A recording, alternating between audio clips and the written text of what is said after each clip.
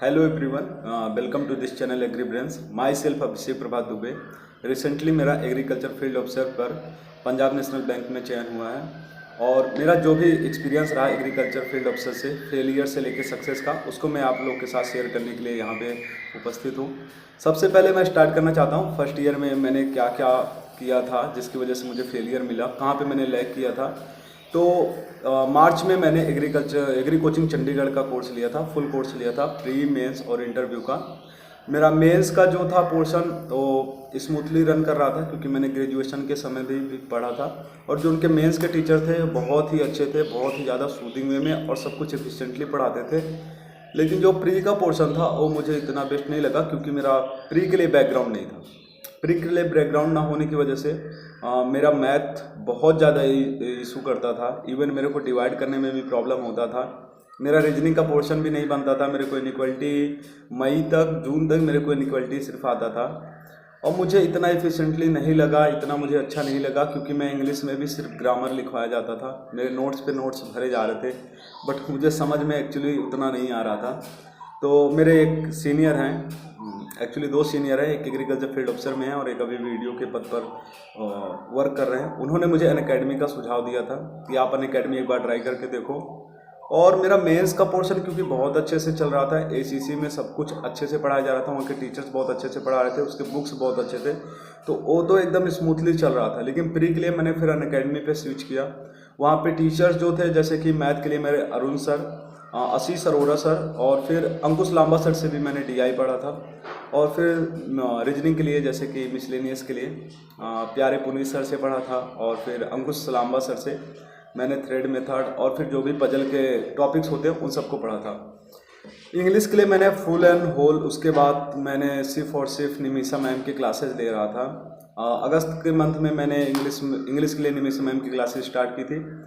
Pre मेरा हो गया, मेरा प्री बहुत अच्छा था, मतलब मेरा कट ऑफ सेक्शनल से लेकर ओवरऑल सब कुछ निकल गया था।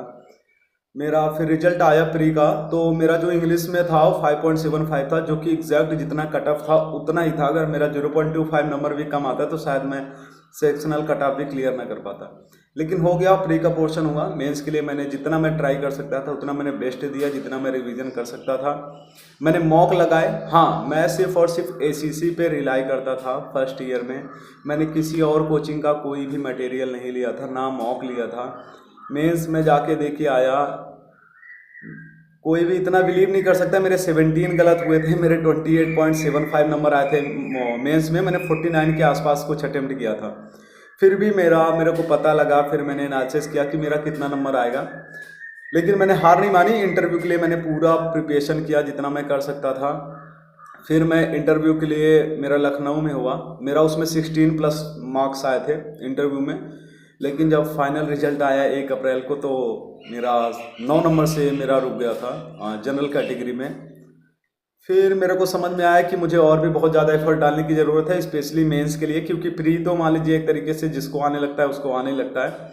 फिर मेंस के लिए मैंने 5-6 दिन का पूरा ब्रेक लिया था और भी मेरे जो सोर्सेज हैं मैंने उन सबको भी चेक किया कि कौन से सोर्सेज किस पर्पस के लिए बहुत अच्छे हैं। तो फिर मैंने IRI की बुक परचेज़ की। जो ऑफलाइन बुक थी वो तो जून में आई थी, लेकिन ऑनलाइन PDF जो था वो मुझे मई में मिल गया था, तो मैंने उसको पढ़ाई स्टार्ट कर दिया उससे। फिर मैंने इंडियन IQ का मॉक लिया था अगस्त में। मैंने पूरी तरीके से सिर्फ और सिर्फ अप्रैल, मई, जून, जुलाई, अगस्त, इतने मंथ मैंने सिर्फ और सिर्फ मेंस को दिए थे और मॉक्स लगाता था मैं। कुछ लोग कहेंगे कि बहुत ज़्यादा ये बेतुकी चीज़ है कि आप इतना मेंस को टाइम दे रहे हो, प्री को नहीं दे रहे हो। मुझे मेंस का डर था क्योंकि मेंस सिलेक्शन करवाता है, मेंस से ही सब कुछ होता है, इसीलिए मैंने इतना टाइम दिया मेंस को। मैंने IRI की बुक को एक तरीके से आप मानिए कि मैंने कोई ऐसा पोर्शन नहीं होगा जो मैंने पोर्शन नहीं पढ़ा था। मैंने फिशरीज़ के एक लाइन तक पढ़ डाले थे IRI की, जो कि बहुत अच्छी बुक है। और फिर इंडियन IQ के मैंने मॉक्स लगाना स्टार्ट किया, सेक्शनल मॉक्स और जो भी होते थे, और जो उनका ओवरऑल मार्क था वो भी बहुत अच्छा था, एकदम क्रीमी लेवल था, मतलब कोई भी उसमें कमी नहीं है। मैंने इसके बाद सिर्फ 2 कोचिंग को इस बार फॉलो किया था, मैंने और किसी कोचिंग का मटेरियल नहीं लिया। प्री के लिए मैंने फिर से निमिषा मैम का अप्रैल से ही मैंने स्टार्ट कर दिया था। इंग्लिश को मैंने कभी नहीं छोड़ा था क्योंकि मेरा एक बार बाई चांस रुक सकता था। अगस्त के मंथ में मैंने जब सब कुछ फिर से स्टार्ट किया तो मुझे थोड़ा बहुत दिक्कत होता था, बट हो गया। टीचर्स जो थे बहुत अच्छे थे। पुनीत कुमार शर्मा सर से मैंने पढ़ना स्टार्ट किया, अंकुश लांबा सर से भी पढ़ना स्टार्ट किया, तो मेरा धीरे धीरे सब कुछ फिर से स्टार्ट होने लगा। और फिर जब प्री का एग्ज़ाम होने लगा तो लोग बोलते हैं बहुत मॉक लगाइए। बिलीव कीजिए मैंने बहुत ज़्यादा चेकलिस्ट सॉल्व की थी आशीष अरोड़ा सर की। मैं पर डे 2 घंटे मैथ को देता ही देता था। पजल के लिए मैं पर डे 2 घंटे देता था। इंग्लिश के लिए मैं सिर्फ एक क्लास लेता था, परफेक्शन की क्लास। मैंने और कोई क्लास नहीं ली है। मैंने मॉक गिन के 5 या 6 मॉक लगाए होंगे पूरे साल में, क्योंकि मैं प्रैक्टिस बहुत ज़्यादा करता था। मुझे मॉक से बहुत डर लगता था, प्री के मॉक से। मैं डरता हूँ प्री के लिए क्योंकि मुझे मॉक देने की हिम्मत नहीं होती थी उस टाइम तक। फिर मेरा जब एग्ज़ाम था 4-5 दिन पहले था, तो मैं डेली मॉक देता था। 4-5 मॉक मैंने फ्री के जो भी मेरे पास अवेलेबल थे, फिर इंडियन IQ के जो भी मॉक्स थे मैंने उनको दिए। स्मार्ट कीड़ा का मैंने एक फ्री मॉक दिया था, एक बायजूस का दिया था, और हाँ 2 दिए थे मैंने फ्री मॉक। फिर मेंस के लिए जब प्री हुआ तो मुझे लगा कि प्री तो हो जाएगा मेरा, क्योंकि प्री के लिए इतना ज़्यादा मैं इस साल एफर्ट डाल चुका था, क्योंकि पिछले साल, तो इस साल सिर्फ रिवीजन करना था, प्रैक्टिस करनी थी, आराम से हो जाता। फिर रिजल्ट आया प्री का, तो पिछली बार मेरा इंग्लिश में 5.75 था बाय ब्लेसिंग ऑफ मैम। मेरा इस बार 12.50 मार्क्स आया था इंग्लिश में। मैथ में भी मेरे को 23 मार्क्स मिले थे, और रीजनिंग में भी मेरा सेक्शनल कट ऑफ से 3-4 नंबर ज़्यादा ही था। प्री हो गया। फिर मैं 1 महीने के लिए जब मेरा मेंस था, मेंस के लिए मैंने इतना ज़्यादा इतना रिवीजन किया कि पूरे साल में मैंने जितनी पढ़ाई की थी उसका हाफ तो मैंने 1 महीने में किया था। मैंने सारे के सारे करंट अफेयर के जितने भी PDFs थे सारे पढ़ डाले थे।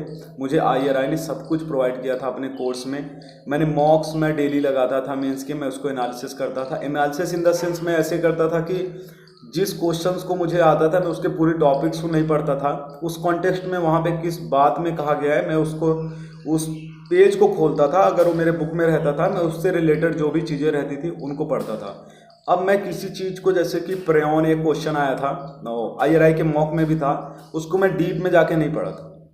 मुझे पता था कि एक सिंगल डिजिट के जो भी क्वेश्चंस होते हैं सिंगल डिजिट में ही आएंगे, इतना मुझे एक्सपीरियंस लग गया था 5-6 एग्ज़ाम देने के बाद। फिर मेंस मेरा बहुत अच्छा हुआ, क्योंकि 4 डिग्री सेल्सियस तक टेम्परेचर यहाँ पे जाता था।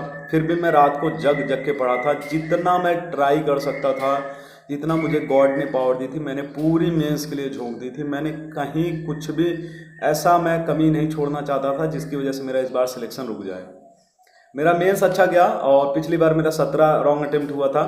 और कहते हैं कि रिवीजन आपको फल देता है। रिवीजन का इतना फल मिला कि मेरा इस बार रॉन्ग अटेम्प्ट उससे हाफ से भी हाफ हो गया था, और फिर मेरा 44.250 मार्क्स आया था, जो कि 2 क्वेश्चन ऐसे गलत हुए कि शायद मेरे नंबर और भी हो सकते थे।